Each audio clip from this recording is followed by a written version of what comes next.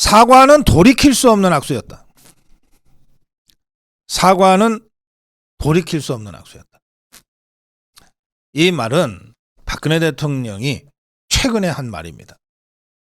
박근혜 대통령이 중앙일보에 기고한 회고록, 그게 이제 2월 5일 날인가 그 출판기념회를 하죠.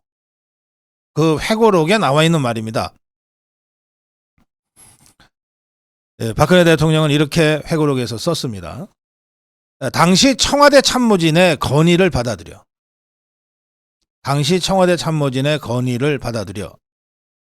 대국민 사과문을 발표한 것이 돌이킬 수 없는 악수였다. 박근혜 대통령이 직접 이렇게 얘기하고 있어요. 돌이킬 수 없는 악수였다. 사과문 발표는 내가 미처 파악하지도 못한 각종 의혹에 대해 내가 100% 인정한 것처럼 받아들여졌고, 또 언론들이 그렇게 몰아갔고, 민심은 그 순간 순식간에 기울어졌다. 진상을 파악하려면 시간이 필요했는데 한번 대국민 사과를 하자마자 모든 것을 인정했다고 전제하고 두들겨 패는 그 언론의 속성, 또 그 종북 주사파들의 공작의 실체를 예견하지 못하고 대응하지 못한 내 불찰이었다. 이렇게 박근혜 대통령이 회고록에서 썼습니다. 저나 여러분들도 이 대목을 뼈아픈 실착이라고 생각할 겁니다. 왜 그때 버텼어야지. 좌파들이 압박하는 대로, 저 배신자들이 뒤에서 등 뛰미는 대로, 언론이 유도하는 대로 끌려나가서 사과하고, 진정성 없다고 또 압박받고서 또 두 번째 사과하고, 그러다가 결국 끌려내려고 감옥까지 갔게 됐느냐. 여러분이나 저나 그 대목을 정말 뼈아픈 실책이라고 생각하지 않습니까? 대통령이 그렇게 생각하고 있는 거예요. 박근혜 대통령이. 지금 김경률이라는 자가 갑자기 어디서 나타나가지고 김건희 여사 사과를 얘기하고 윤석열 대통령의 사과를 요구하고 공개적으로, 그러면서 이 분란이 시작이 됐는데, 그걸 한동훈이 제재하지 않고 마치 김경률이의 부하내동하듯이 편승하듯이 하는 바람에 사태가 심각해진 겁니다. 이 김경률이가 떠들기 전까지만 해도 무슨 뭐 가방인 뭐 백인지 파우치인지 하는 뭐 그게 그렇게 무슨 핵심 이슈도 안 됐어요. 그냥 종북 주사파들이 그냥 여기저기서 몇 번 지나가다가 툭툭 던지듯이 얘기하는 정도의 거리에 불과했어요. 이슈 자체로는 거의 다 죽어버렸던 이슈예요. 이걸 김경률이가 무슨 생각을 했는지 이 이슈를 끄집어낸 거예요. 여기에 한동훈이가 불을 붙여버린 거예요.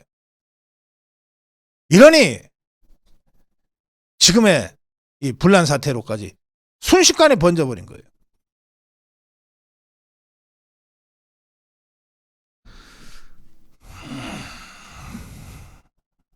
윤석열 대통령은 국민과 함께하는 민생토론회 어제 예정회의에 불참했어요. 감기 몸살이 와서라고 대통령실은 설명하지만 몸과 마음이 따로 놀겠습니까? 마음이 얼마나 불편하고 속상했으면 그게 감기 몸살로 터져 나왔겠어요.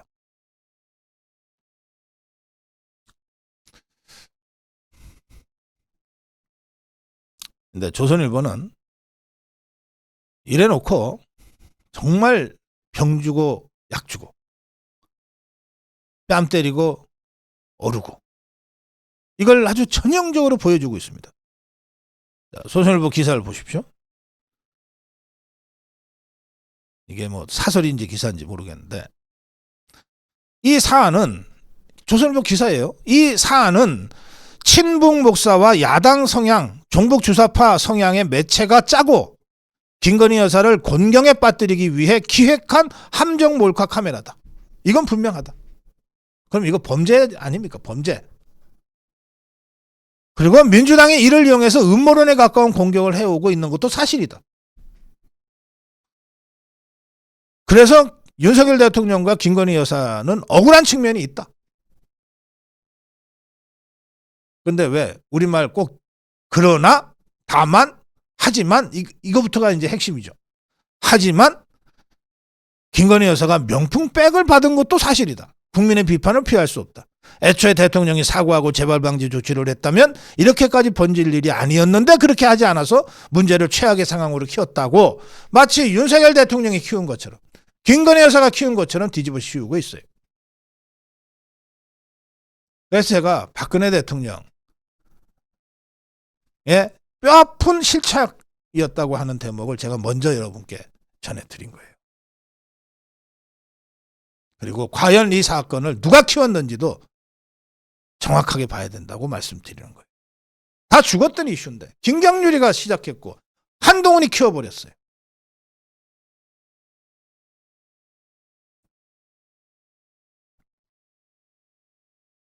그러면서 조선일보가 아주 엉뚱한 주장을 합니다.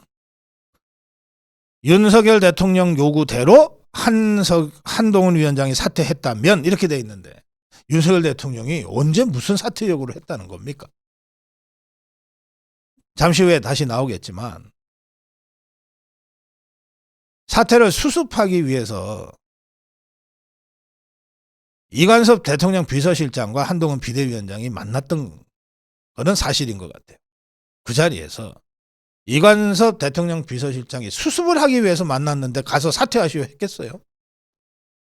이관섭 비서실장의 설명에 따르면 자꾸 대통령 뜻이 뭐냐고 물어보니까 설명을 하다 보니까 사태가 조기에 수습되지 않으면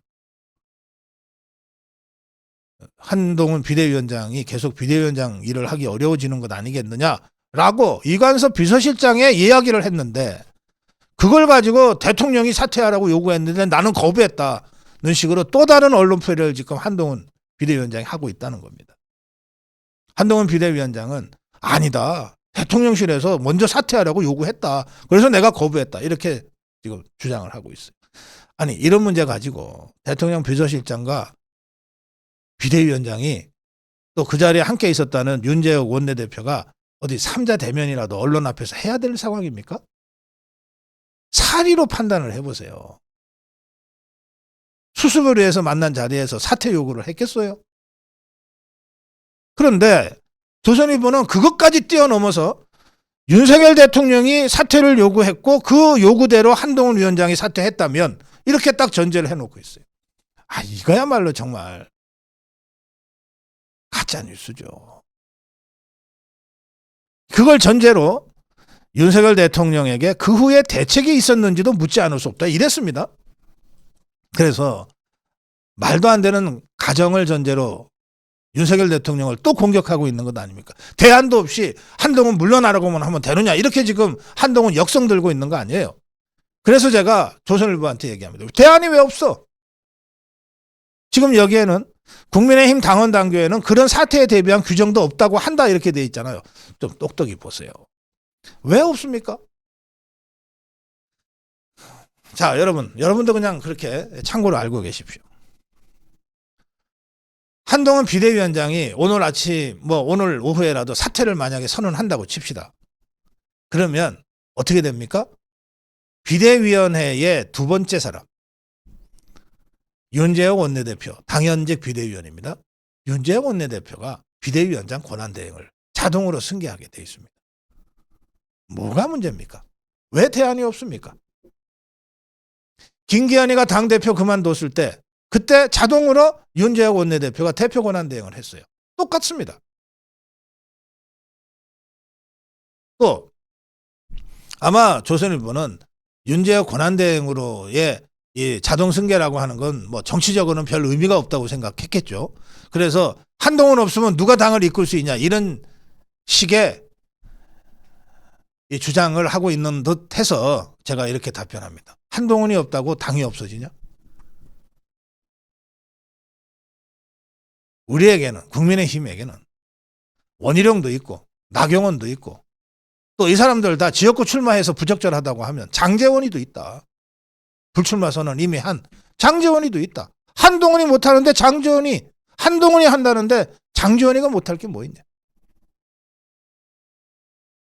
저는 일찌감치 비대위원장은 원희룡이 맡고 한동훈은 선대위원장으로 역할 분담해야 된다고 한 달 이상 주장을 해왔어요. 뭐 제가 그때 내 말대로 안 했으면 이런 식으로 내가 접근할 생각 전혀 없어요. 그때는 그때의 사정이 있고 지금은 지금의 사정이 있지만 적어도 조선일보식으로 이렇게 막무가내로 대통령을 근거도 없이 몰아붙이는 이런 식의 주장은 비판받아 마땅하다. 왜 사람이 없냐? 우리에게는 원희룡이도 있고 나경원이도 있고 장제원이도 있다. 걱정하지 마라. 사퇴하면 그 다음날 바로 그 순간 윤재혁 원내대표가 권한대행으로 당을 매우 원만하게 잘 이끌어갈 수 있다. 김기현 사태 이후에 당이 시끄러웠던 적이 있느냐?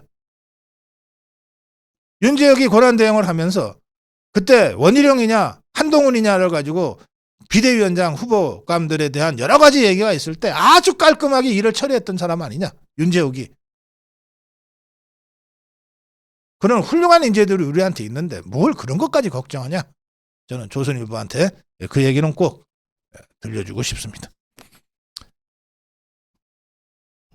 자, 이렇게 이 김경률로부터 시작된 이 내부 분란이 계속 수습되지 않고 확산일로에 가자 기다렸다는 듯이 종북 주사파들이 이 틈을 비집고 들어와서 이간 책동을 본격적으로 시작을 했어요. 이재명이는 대통령이 이렇게 노골적으로 정당 선거에 개입해도 되는 거야.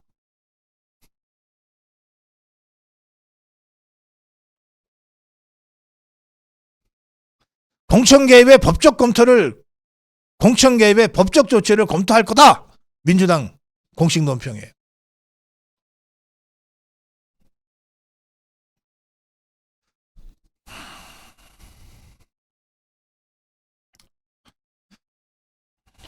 김건희 여사 측은 그럼에도 불구하고 일체 입장 표명이 없습니다. 이철규 의원은 국민들이 진실을 몰라서 지금 상황이 좀 꼬였다.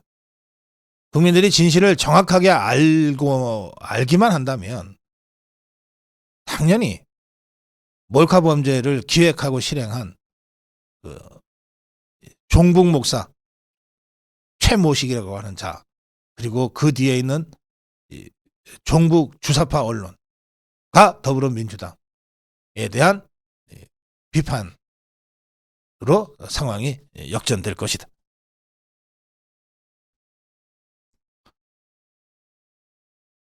피해자한테 사과하라는 것은 말이 안 된다.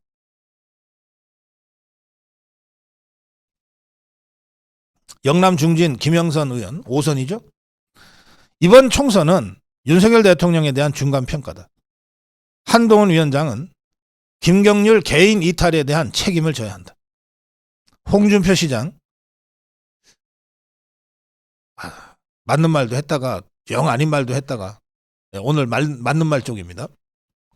한동훈 대구시장 고도의 정치 게임인지 갈등의 폭발인지는 알 수 없으나 분명한 것은 당 대표는 인기가 없다. 이제 한동훈이가 나는 총선 후까지 하게 돼 있어 이러니까 하는 말이에요. 정치 선배가 하는 말이니까 좀 귀담아 들었으면 좋겠어요. 당 대표에 무슨 인기가 있냐? 당헌상 임기 2년으로 돼 있지만 또 비대위원장 임기 6개월로 돼 있지만 그게 무슨 의미가 있냐?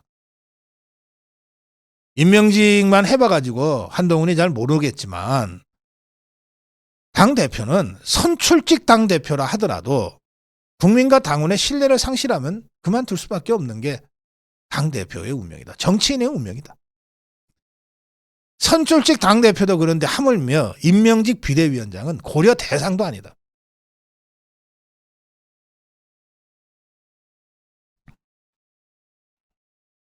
사과는 돌이킬 수 없는 악수였다. 박근혜 대통령의 이 뼈아픈 이